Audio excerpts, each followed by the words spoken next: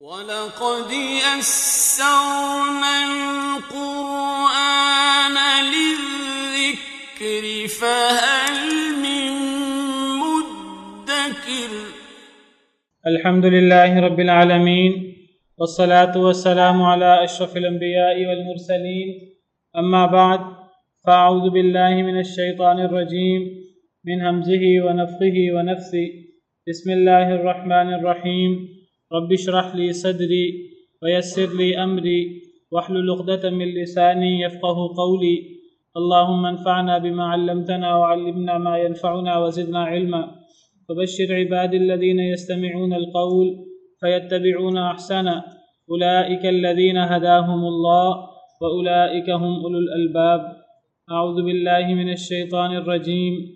قتل الخراصون الذين هم في غمرة ساهون يسألون أيان يوم الدين يوم هم على النار يفتنون ذوقوا فتنتكم هذا الذي كنتم به تستعجلون إن المتقين في جنات وعيون آخذين ما آتاهم ربهم إنهم كانوا قبل ذلك محسنين كانوا قليلا من الليل ما يهجعون وبالأسحار هم يستغفرون. أعوذ بالله من الشيطان الرجيم. بسم الله الرحمن الرحيم. قتل الخراصون الذين هم في غمرة ساهون. ہلاک ہو جائیں الخراصون اندازے لگانے والے.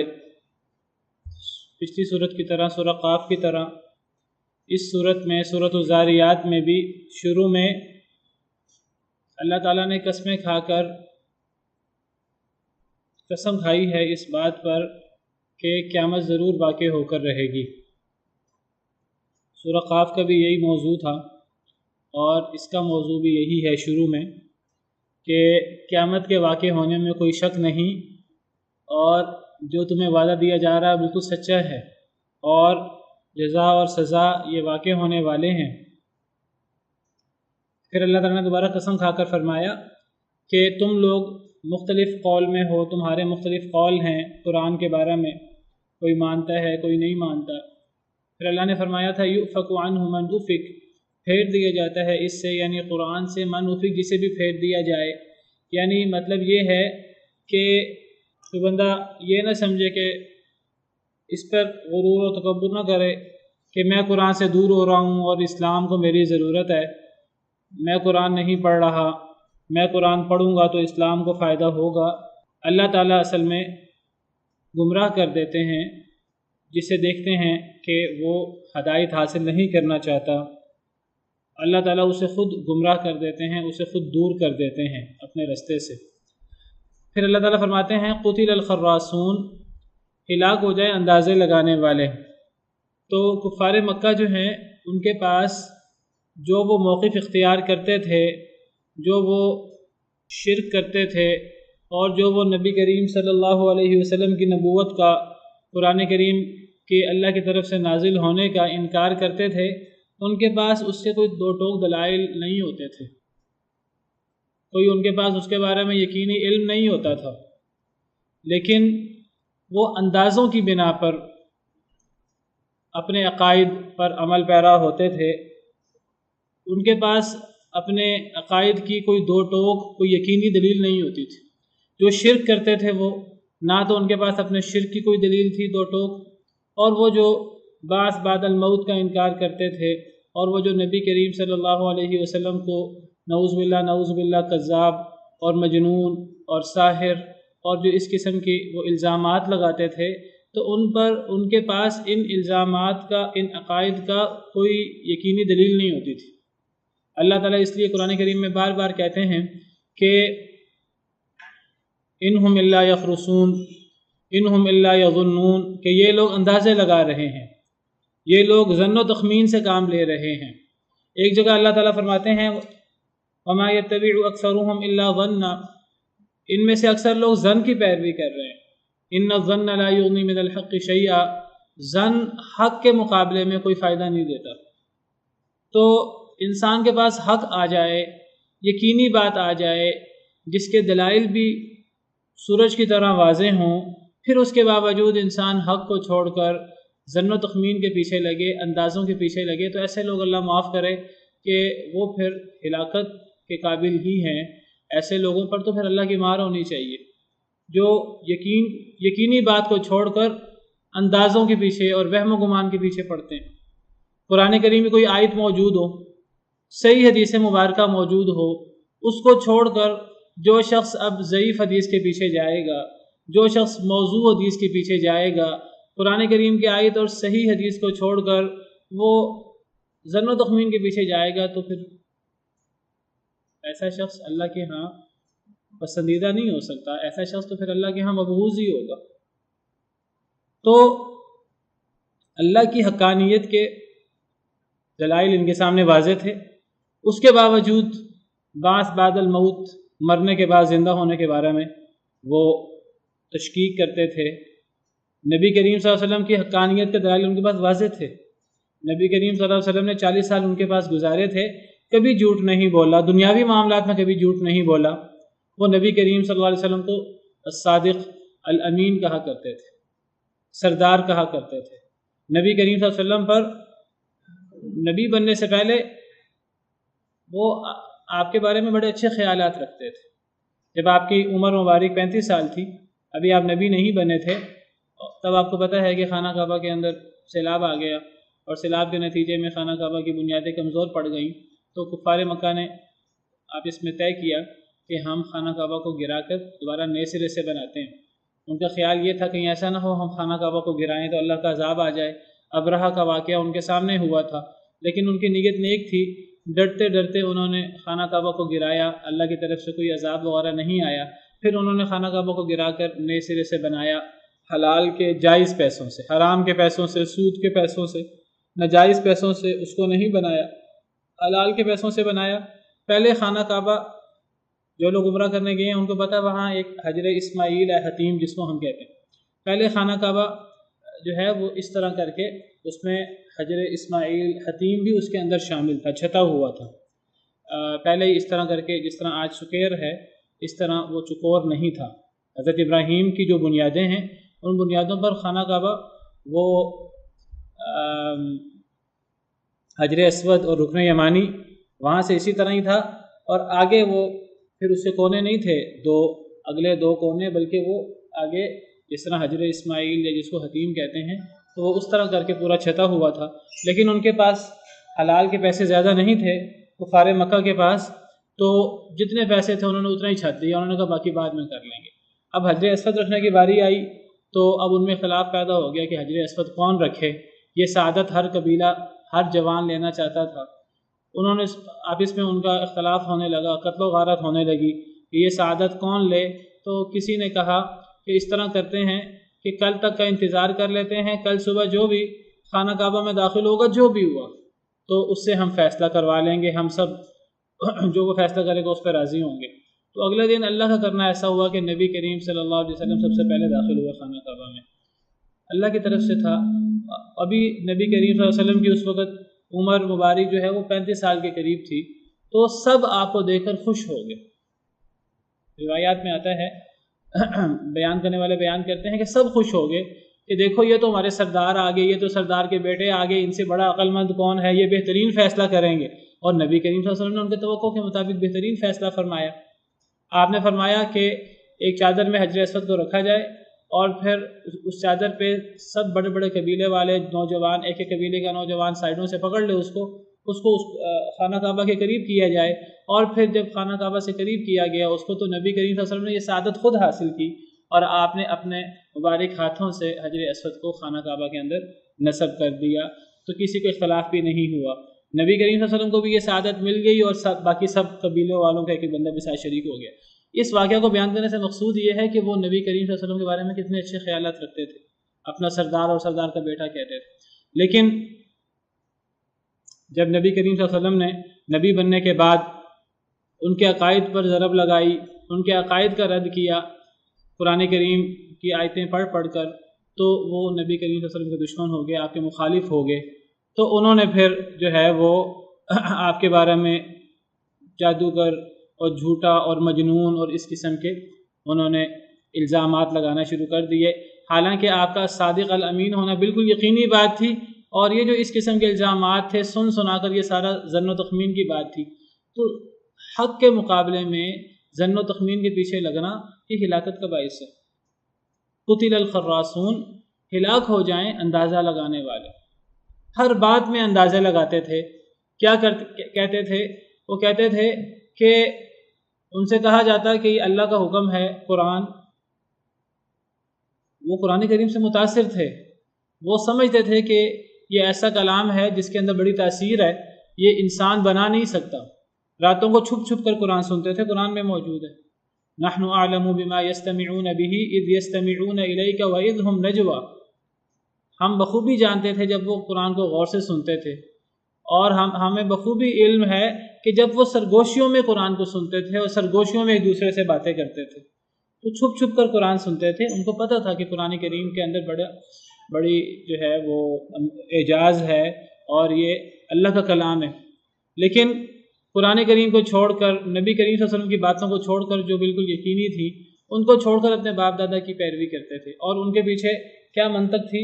وہ کہتے تھے ہمارے باپ دادا ہم اپنے باپ دادا سے سن رہے ہیں، وہ اپنے باپ دادا سے سن رہے ہیں، وہ اپنے باپ دادا سے، اور ہمارے جو جد امجد ہیں انہوں نے کسی کتاب میں پڑھا ہوگا، انہوں نے کسی نبی سے سنا ہوگا، کسی نیک شخص سے سنا ہوگا، تو وہ یہ سنا ہوگا، یہ ظن و تخمین کے پیچھے لگ کر اللہ کی بات چھوڑ دیتے، نبی کی بات چھوڑ دیتے، بالکل یقینی بات چھوڑ دیتے اور ظن و تخمین کے پیچھے لگ جاتے۔ جب ان سے کہا جاتا وَإِذَا قِيلَ لَهُمُ اتَّبِعُوا مَا أَنزَلَ اللَّهُ، جب ان سے کہا جاتا کہ اس کی پیروی کرو جو اللہ نے نازل کیا، وہ کیا کہتے تھے؟ قَالُوا بَلْ نَتَّبِعُ مَا أَلْفَيْنَا عَلَيْهِ آبَاءَنَا، وہ کہتے تھے ہم تو اس کی پیروی کریں گے جس کے ہمارے آباء و اجداد، جس پر ہم نے اپنے آباء و اجداد کو پایا۔ اور دلیل کیا تھی؟ کہ ہمارے آباء و اجداد نے کسی بزرگ سے سنا ہوگا، کسی نبی سے سنا ہوگا، کسی کتاب میں پڑھا ہوگا۔ بالکل ایسی بات جیسے آج ہمارے ہاں اگر کسی سے کہا جائے کہ دیکھو یہ قرآن کی آیت ہے، یہ شب برات کا مسئلہ ہے، یہ عید میلاد النبی کا مسئلہ ہے، تو یہ کسی آیت سے ثابت کر دو، کسی حدیث سے ثابت کر دو، دیکھو یہ فلاں مسئلے میں قرآن کی آیت آپ کے موقف کے صریح خلاف ہے، فلاں مسئلے میں صحیح حدیث آپ کے موقف کے بالکل خلاف ہے۔ وہ آگے سے کیا باتیں شروع کر دیتے ہیں؟ وہ کہتے ہیں دیکھو جی ہمارے امام صاحب نے بھی تو فلاں بات فرمائی ہے، انہوں نے بھی، ان کے پاس بھی تو کوئی حدیث ہوگی، یہ نہیں پتہ ہے کہ نہیں ہوگی، وہ بھی تو قرآن کے عالم تھے، انہوں نے بھی تو قرآن پڑھا ہوگا، ان کے پاس بھی کوئی دلیل ہوگی۔ بھئی آپ کے سامنے قرآن کی آیت پیش کی جا رہی ہے، آپ کے سامنے صحیح حدیث مبارکہ پیش کی جا رہی ہے جو عین یقین ہے، عین حق ہے۔ قرآن صحیح حدیث مبارکہ حق ہے، عین حق ہے، یقینی بات ہے، اس کو چھوڑ کر وہ ظن و تخمین کے پیچھے لگ جاتے ہیں۔ اللہ فرماتے ہیں وَمَا يَتَّبِعُ أَكْثَرُهُمْ إِلَّا ظَنًّا، ان میں سے اکثر ظن کی پیروی کرتے ہیں۔ إِنَّ الظَّنَّ لَا يُغْنِي مِنَ الْحَقِّ شَيْئًا، حق کے مقابلے میں ظن کوئی فائدہ نہیں دیتا۔ حق کے مقابلے میں ظن و تخمین کو پیش کرنا، قرآن و حدیث کے مقابلے میں اپنی آراء کو پیش کرنا، یہ اللہ معاف کرے شیطانی کام ہے۔ سب سے پہلے یہ کام ابلیس نے کیا تھا۔ اللہ کا حکم اس کے سامنے آیا آدم کو سجدہ کرو، اور اس نے اللہ کے حکم کو چھوڑ کر اس نے کہا کہ میں تو آگ سے بنا ہوں، آدم تو مٹی سے بنا ہے، آگ تو اوپر اٹھتی ہے، مٹی نیچے بیٹھتی ہے، میں آگ سے بنا ہوں، میں افضل ہوں، تو میں مٹی کو سجدہ کروں، میں آدم کو سجدہ کروں۔ اس نے ظن و تخمین، اپنی قیاس آراء سے کام لیا اللہ کے حکم کے بالمقابل، شیطانی کام ہے، اللہ معاف کرے۔ تو فرمایا قتل الخراصون، یہ اندازے لگانے والے، یہ ظن و تخمین کے پیچھے لگنے والے ہلاک ہو جائیں، تباہ ہو جائیں۔ الذین هم فی غمرۃ ساہون، وہ لوگ جو مدہوشی میں مدہوش ہیں۔ غمرہ کہتے ہیں مدہوشی کو، نشے کو، مدہوشی کو، اور ساہون کا مطلب بھی ہوتا ہے غفلت میں ہونا۔ جو لوگ مدہوشی میں، غفلت میں ہیں، کوئی ان کے پاس حق نہیں ہے اور وہ بالکل مدہوشی میں ہیں اور ایک چیز کو سنجیدگی سے لینے کو تیار نہیں ہے۔ اپنی مدہوشیوں میں وہ مگن ہیں۔ اللہ تعالیٰ فرماتے ہیں کافروں کے بارے میں اللہ یستہزئ بہم ویمدہم فی طغیانہم یعمہون، کہ کافر مسلمانوں کے ساتھ مذاق کرنے کی کوشش کرتے ہیں، اللہ فرماتے ہیں اللہ ان کے ساتھ مذاق کریں گے، ویمدہم فی طغیانہم یعمہون، اور اللہ انہیں ان کی سرکشی میں اس طرح چھوڑ دیں گے کہ وہ حیران و پریشان پھریں گے۔ ویمدہم فی طغیانہم یعمہون، تو کافر لوگ زیادہ تر سنجیدگی سے اپنے حالات پہ غور ہی نہیں کرتے، سنجیدگی سے سوچتے ہی نہیں کہ ہم دنیا میں کس مقصد کے لیے آئے ہیں۔ وہ دنیا کو لہو و لعب کی طرح اور غفلت کی طرح لیتے ہیں، ایک مدہوشی میں مبتلا رہتے ہیں، ایک غفلت میں مبتلا رہتے ہیں۔ وہ اللہ کو بھولے ہوتے ہیں، در حقیقت اللہ کو نہیں بھولے ہوتے، در حقیقت اپنے آپ کو بھولے ہوتے ہیں۔ اللہ نے کافروں کے بارے میں، منافقوں کے بارے میں فرمایا ہے کہ نسوا اللہ فنسیہم، وہ اللہ کو بھول جاتے ہیں تو پھر اللہ انہیں بھی بھول جاتے ہیں۔ نسوا اللہ فانساہم انفسہم ولا تکونوا کالذین نسوا اللہ فانساہم انفسہم، ان لوگوں کی طرح نہ ہو جاؤ جو اللہ کو بھول جاتے ہیں تو پھر اللہ کیا کرتے ہیں، فانساہم انفسہم، اللہ انہیں اپنا آپ بھلا دیتے ہیں۔ وہ اپنی زندگی کے بارے میں، وہ اپنے فائدے کے لیے سنجیدگی سے سوچنے کو تیار نہیں ہوتے، وہ اپنی زندگی تباہ کر دیتے ہیں، اپنی زندگی کو بھول جاتے ہیں، اپنی خیر کو بھول جاتے ہیں۔ تو فرمایا کہ ایسے اندازے لگانے والے ہلاک ہو جائیں جو مدہوشی میں، غفلت میں ہیں۔ یسألون ایان یوم الدین، وہ سوال کرتے ہیں کب ہوگا جزا اور سزا کا دن، وہ سوال کرتے ہیں کہ قیامت کا دن کب ہوگا۔ یہ نہیں کہ ان کو بڑا تجسس تھا کہ قیامت کا دن کب ہوگا اور وہ قیامت کے لیے کوئی تیاری کرنا چاہتے تھے، یہ کئی دفعہ سوال ہوتا ہے انکار کے لیے۔ وہ سوال کرتے ہیں اپنی مدہوشیوں میں، اپنی خوش گپیوں میں، وہ سوال کرتے ہیں قیامت کا دن کب ہوگا۔ اس سوال سے انکار مراد ہوتا ہے، گویا کہ وہ تسلیم ہی نہیں کرنا چاہتے کہ قیامت کا دن ہوگا، قیامت کے دن کا انکار کرتے تھے۔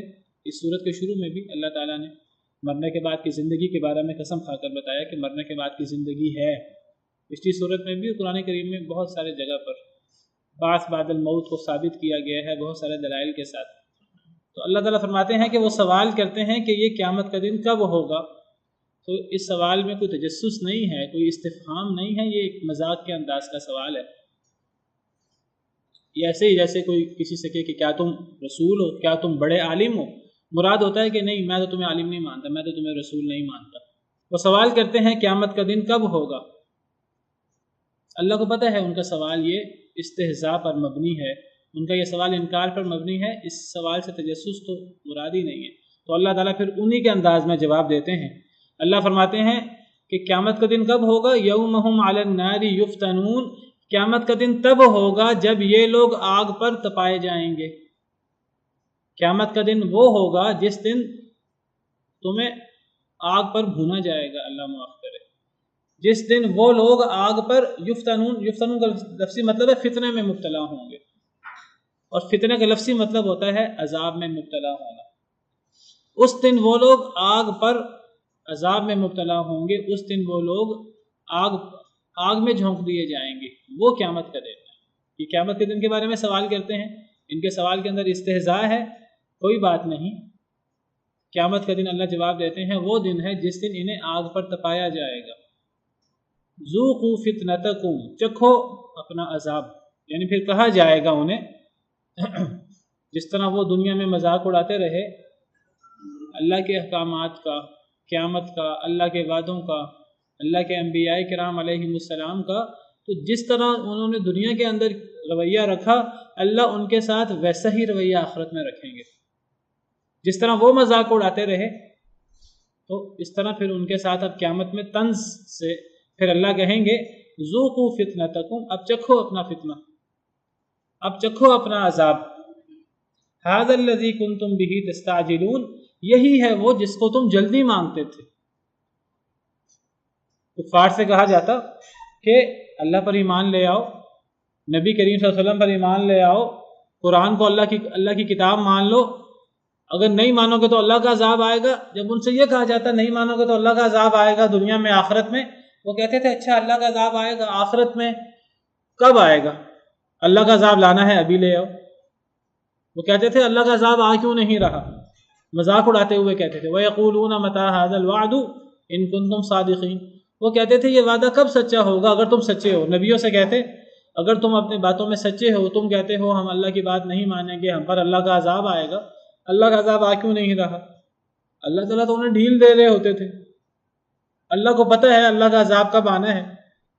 اب جب اللہ کے نبی ڈراتے ہیں ان کو اللہ کے عذاب سے، تو وہ کہتے ہیں کہ اللہ کا عذاب آ کیوں نہیں رہا، قیامت آ کیوں نہیں رہی، ہمیں آگ میں ڈالا کیوں نہیں جا رہا، مذاق اڑاتے ہوئے یہ کہتے تھے. تو اللہ تعالیٰ فرماتے ہیں کہ اللہ فرمائیں گے قیامت کے دن چکھو اپنا فتنہ، اپنا عذاب، ھذا الذی کنتم بہ تستعجلون، یہ ہے وہ عذاب جس کو تم جھٹلایا کرتے تھے.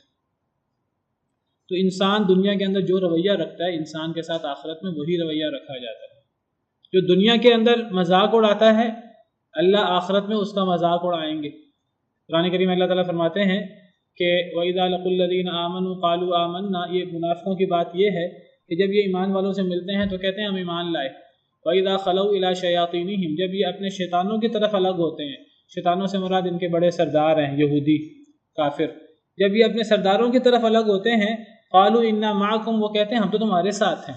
انما نحن مستہزئون، ہم تو مسلمانوں کا مذاق اڑا رہے تھے. یہ جو ہم مسلمانوں سے کہہ رہے تھے ہم تمہارے ساتھ ہیں، یہ تو ہم مذاق سے کہہ رہے تھے ان کو خوش کرنے کے لیے، ہم تو در حقیقت تمہارے ساتھ ہیں.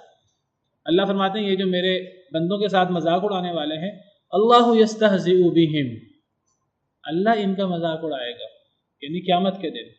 جو اللہ کے بندوں کا، اللہ کے بندے وہ اللہ کو بڑے محبوب ہیں، جو اللہ کے محبوب بندوں کا مذاق اڑاتا ہے، نبیوں کا، صحابہ کا، نیک بندوں کا، اولیاء کا، علماء کا، تو اللہ فرماتے ہیں اللہ یستہزئ بہم، اللہ ان کا مذاق اڑائے گا قیامت کے دن.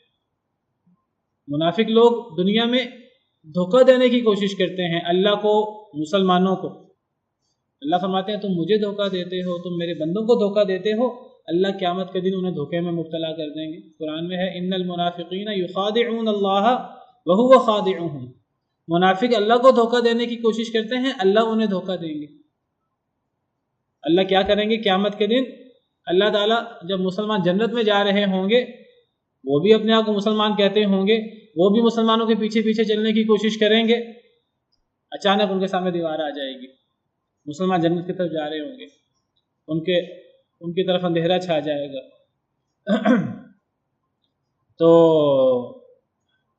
یوم تری المؤمنین والمؤمنات یسعی نورهم بین ایدیہم وبایمانہم بشراکم اليوم جنات تجری من تحتها الانہار ذلک الفوز العظیم. کیا ہے؟ یوم یقول المنافقون والمنافقات للذین آمنوا انظرونا نقتبس من نورکم، اس دن منافق مرد اور عورتیں ایمان والوں سے کہیں گے انظرونا نقتبس من نورکم، ہمارا انتظار کرو، ہمیں اپنے نور میں سے کچھ نور دے دو. قیل ارجعوا وراءکم، ان سے کہا جائے گا اپنے پیچھے جاؤ، فالتمسوا نورا، پیچھے جا کر نور تلاش کرو. پیچھے جاؤ سے مراد ہے دنیا میں جاؤ، دنیا میں جا کر نور ملے گا، نیک عمل کرنے سے نور ملتا ہے، اب آخرت میں نور نہیں ملے گا. فضرب بینہم بسور لہ باب، ان کے درمیان ایک دیوار قائم کر دی جائے گی، اس دیوار کے اندر دروازہ ہوگا.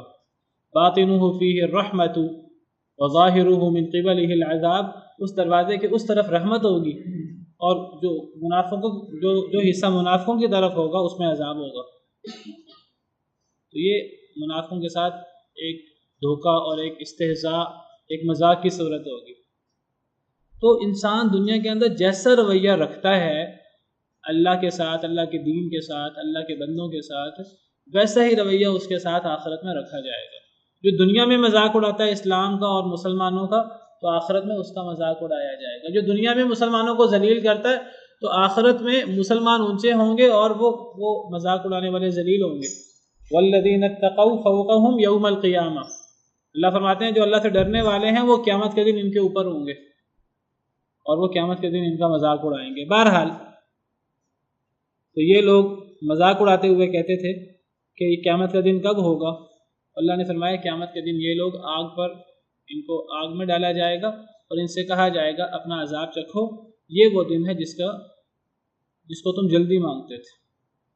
یہ تو ان لوگوں کا حال ہے جو انکار کرنے والے ہیں، جو حق کے مقابلے میں ظن و تخمین کے پیچھے لگنے والے ہیں، جو غفلت میں زندگی گزارنے والے ہیں.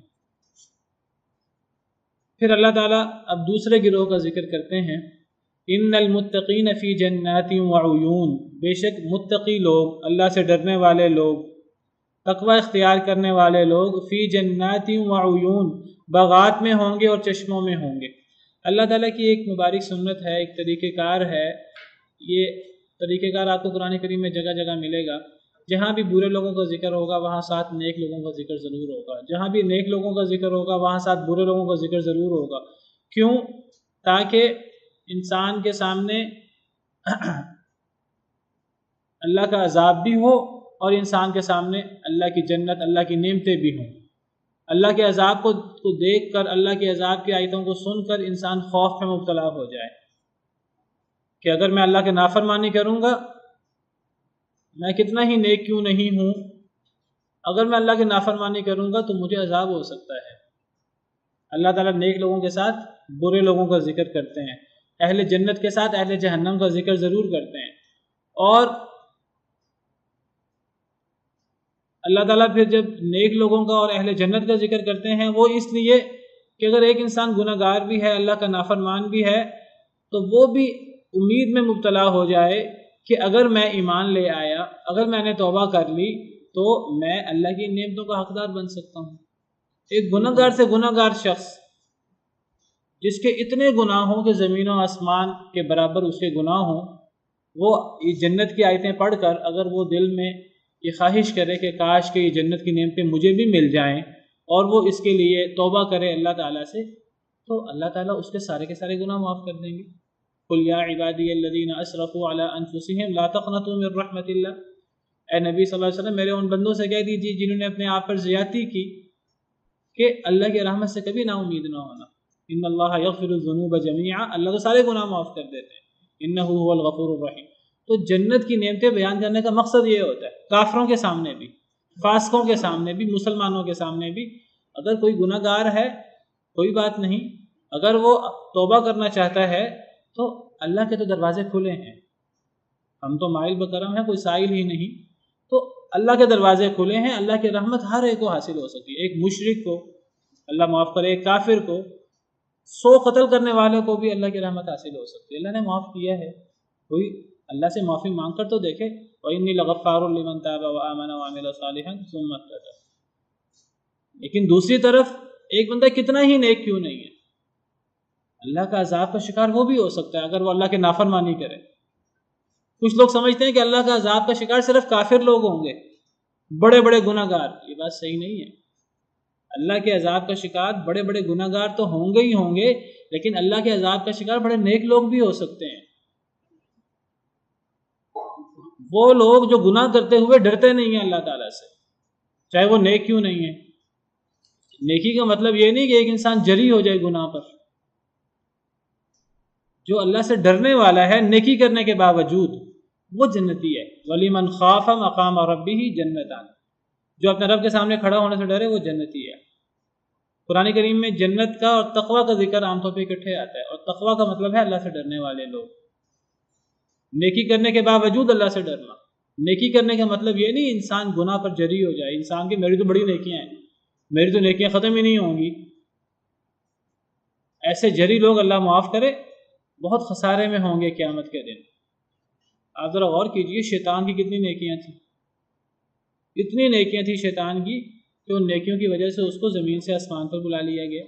نیکیاں تو بہت زیادہ تھیں، ایک اللہ کے نافرمانی کی کہ آدم کو سجدہ کرنے سے انکار کر دیا تو تباہ و برباد ہو گیا، اللہ نے دھتکار دیا، اس کو اپنے رحمت سے دور کر دیا ایک گناہ کی وجہ سے، پھر وہ اللہ کا نافرمان ہوتا چلا گیا۔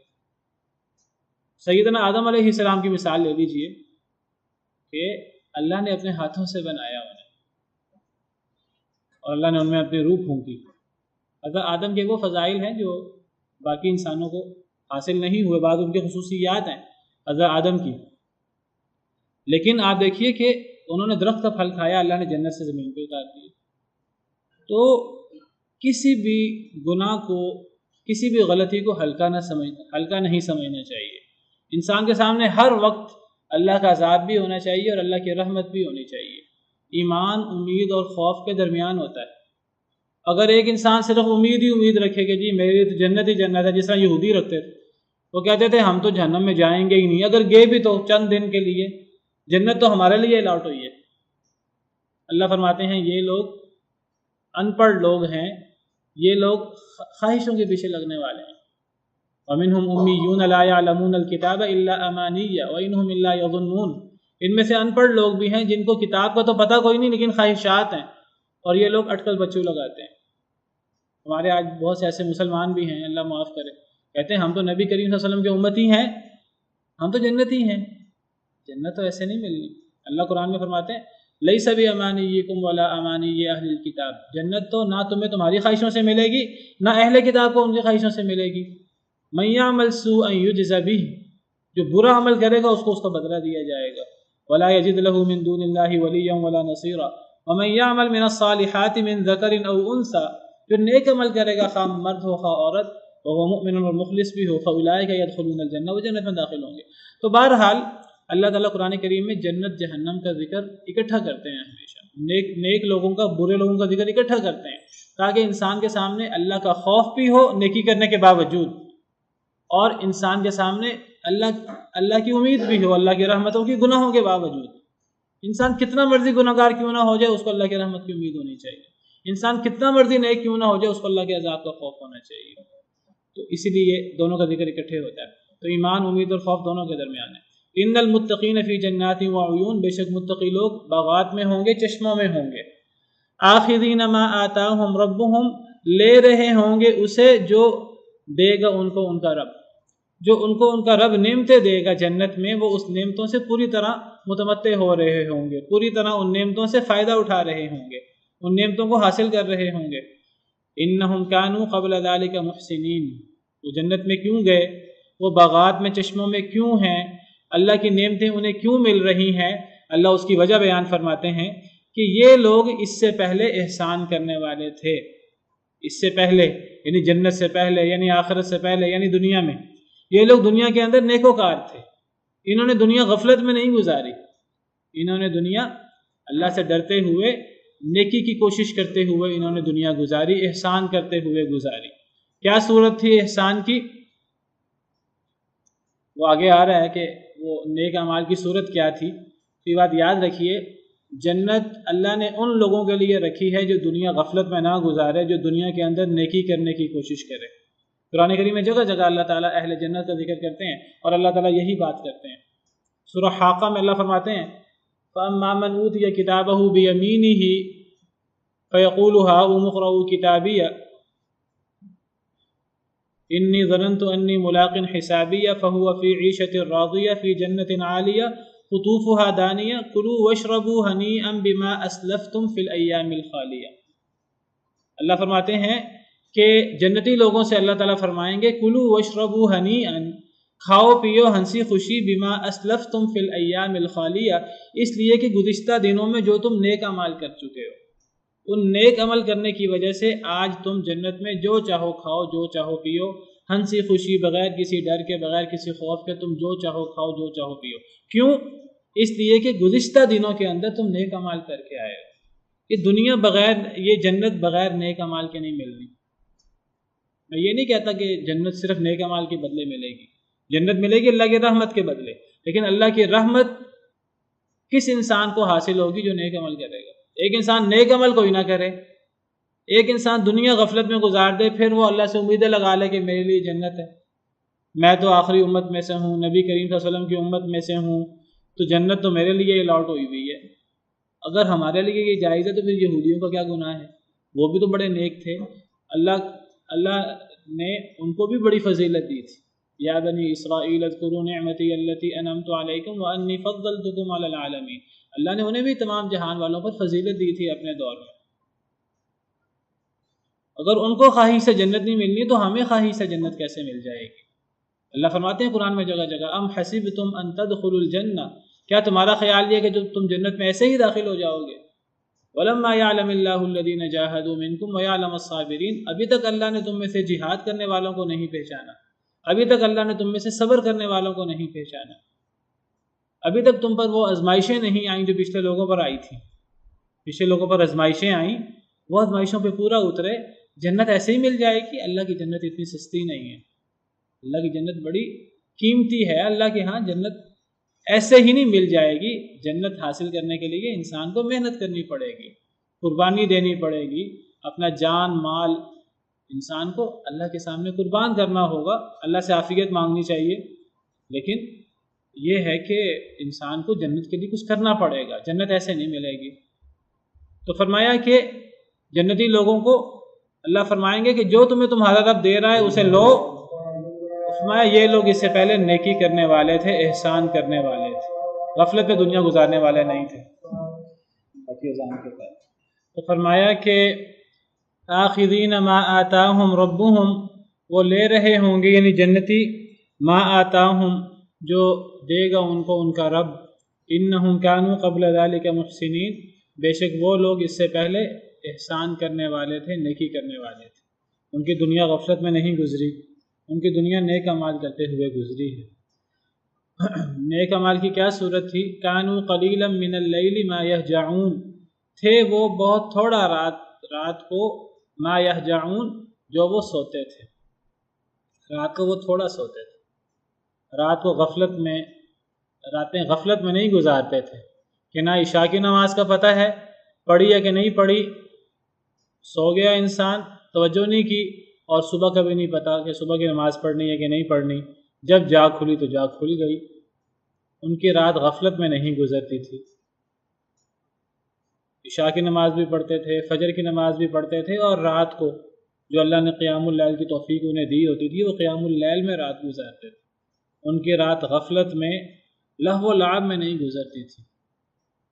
دوسری آیت میں فرمایا اللہ کے جو بندے ہیں ان کی کیا صفات ہیں؟ فرمایا وعباد الرحمن الذین یمشون علی الارض ہونا واذا خاطبهم الجاہلون قالوا سلاما والذین یبیتون لربهم سجدا وقیاما، کہ اللہ کے بندے وہ ہیں جو اپنی راتیں سجدہ کرتے ہوئے اور قیام میں گزارتے ہیں، ان کی راتیں غفلت میں کروٹیں بدلتی نہیں گزرتی۔ اور آیت کریمہ میں فرمایا تتجافى جنوبهم عن المضاجع يدعون ربهم خوفا وطمعا، کہ ان کے پہلو بستروں سے الگ رہتے ہیں، يدعون ربهم خوفا وطمعا، وہ اپنے رب کو خوف رکھتے ہوئے امید رکھتے ہوئے پکارتے ہیں۔ ابھی میں نے ذکر کیا کہ اللہ کا خوف بھی ہونا چاہیے، اللہ سے اللہ کی رحمت کی امید بھی ہونی چاہیے۔ تو یہ وہ نیک لوگ ہیں کہ جن کی راتیں بستروں پر نہیں گزرتی، جن کی راتیں غفلت میں نہیں گزرتی۔ تتجافى جنوبهم عن المضاجع، ان کے پہلو بستروں سے الگ رہتے ہیں اور وہ اپنے رب کو خوف رکھتے ہوئے امید رکھتے ہوئے پکارتے ہیں۔ نبی کریم صلی اللہ علیہ وسلم کو حکم ہوا آپ کو اور صحابہ کرام کو، یا ایھا المزمل قم اللیل الا قلیلا، اے چادر اوڑھنے والے راتوں کو قیام کیا کرو مگر تھوڑی رات، نصفہ او انقص، آدھی رات قیام کرو، او انقص منہ قلیلا، یا آدھی سے کچھ کم کر لو، ایک تہائی رات، او زد علیہ، یا آدھی رات سے بھی زیادہ کر لو یعنی دو تہائی رات۔ کیا کرو؟ ایک تہائی رات یا آدھی رات یا دو تہائی رات کیا کرنا ہے؟ ورتل القرآن ترتیلا، قرآن کریم کو ترتیل کے ساتھ، ٹھہر ٹھہر کے، تجوید کے ساتھ، معنی پہ غور و فکر کر کے پڑھا کرو۔ ان ناشئۃ اللیل ہی اشد وطئا، کہ راتوں کو جاگنا اور راتوں کو قیام کرنا یہ نفس کو مارنے کے لیے بڑا بہترین نسخہ ہے۔ وَأَقْوَمُ قِيلًا، یہ اشد وطئا وَأَقْوَمُ قِيلًا، کہ بات کو سیدھا کرنے کے لیے، بات کے اندر اثر ڈالنے کے لیے بڑا مجرب نسخہ ہے۔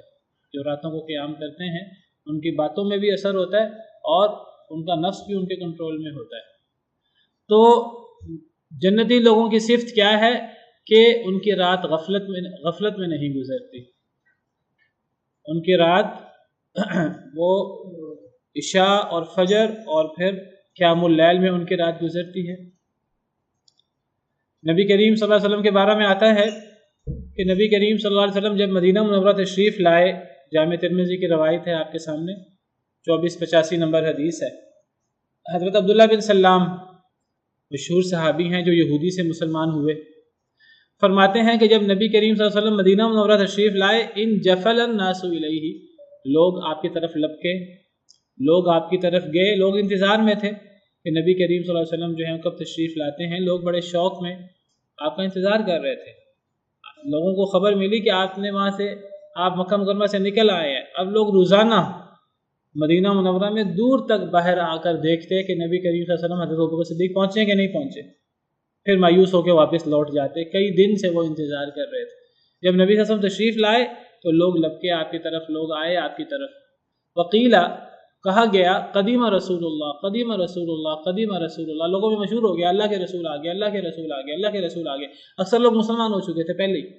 نبی صلی اللہ علیہ وسلم نے مدینہ منورہ ہجرت سے پہلے حضرت مصعب بن عمیر کو بھیج دیا تھا، اور حضرت مصعب بن عمیر 1-2 سال سے وہاں موجود تھے اور راہ ہموار کر چکے تھے، اور ان کی دعوت کے نتیجے میں مدینہ منورہ کا اکثر حصہ مسلمان ہو چکا تھا، بڑے بڑے سردار مسلمان ہو چکے تھے، اور وہ نبی صلی اللہ علیہ وسلم کے انتظار میں تھے۔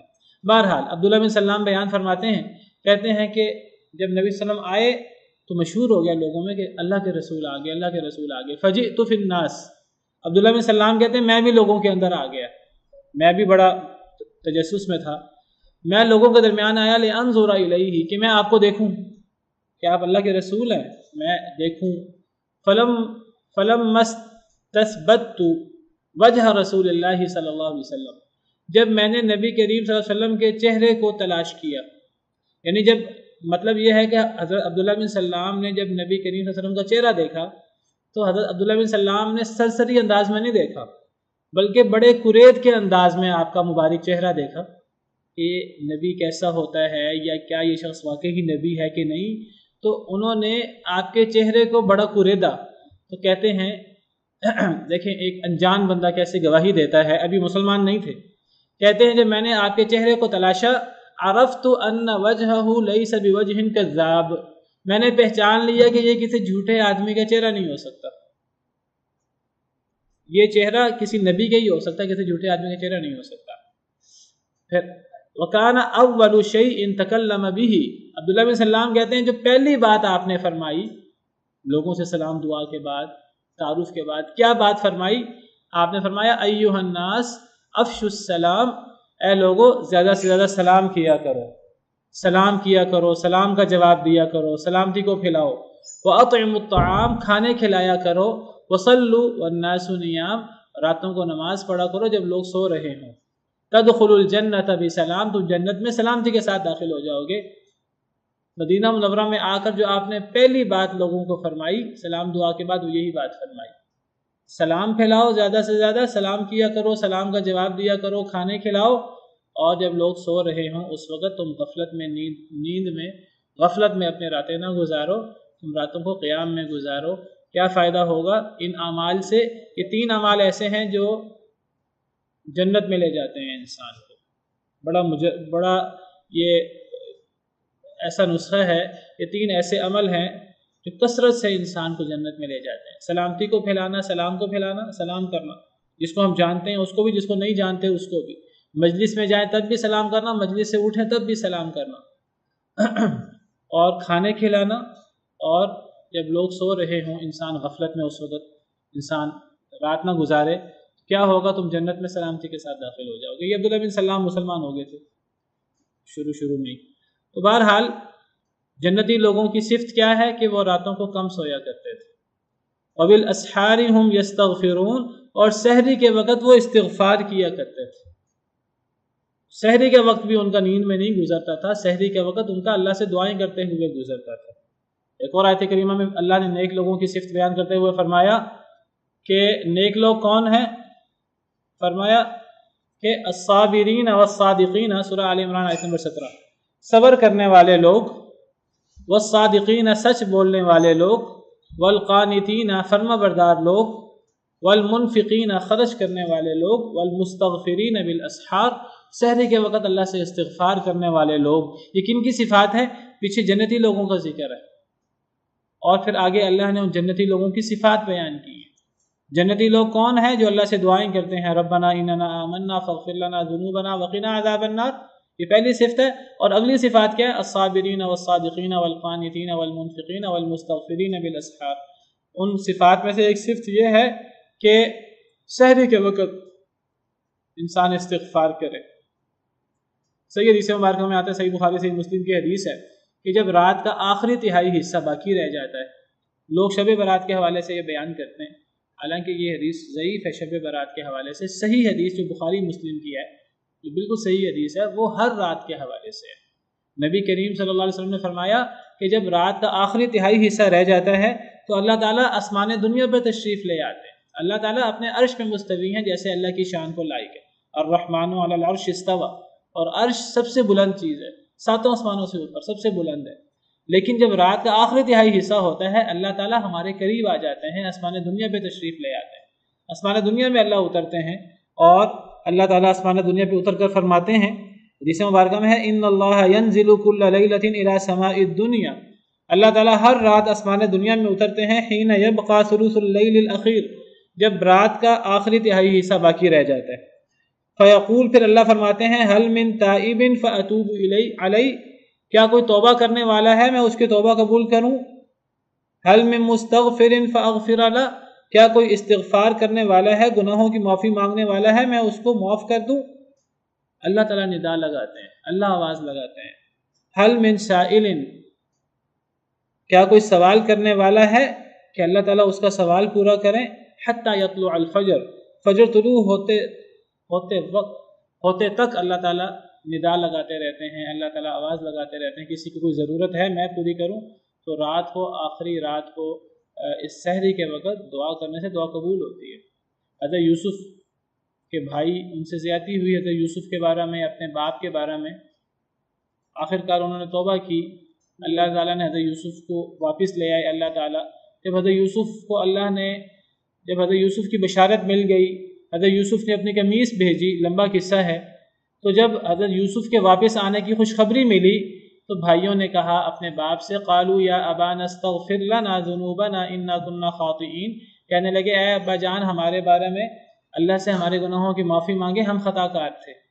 تو کیا فرمایا حضرت یعقوب علیہ السلام نے؟ قال سوف استغفر لكم ربی، کہا ابھی استغفار نہیں کروں گا میں، ان قریب تمہارے لیے استغفار کروں گا۔ انہ هو الغفور الرحیم، اللہ بہت بخشنے والا، رحم کرنے والا ہے۔ کیا مراد تھی حضرت یعقوب کی؟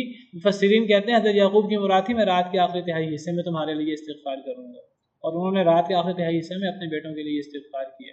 تو یہ رات کا آخری تہائی حصہ مومن لوگ یہ استغفار میں، دعاؤں میں گزارتے ہیں۔ اور بھی صفات ہیں، وقت ختم ہو گیا تو انشاءاللہ اس کو کل مکمل کریں گے۔ اللہ سے دعا ہے کہ اللہ تعالی ہمیں اہل جنت میں سے کرے، اور اللہ تعالی ہمیں جنتی لوگوں والے اعمال کرنے کی توفیق عطا فرمائے۔ آخر دعوانا الحمدللہ رب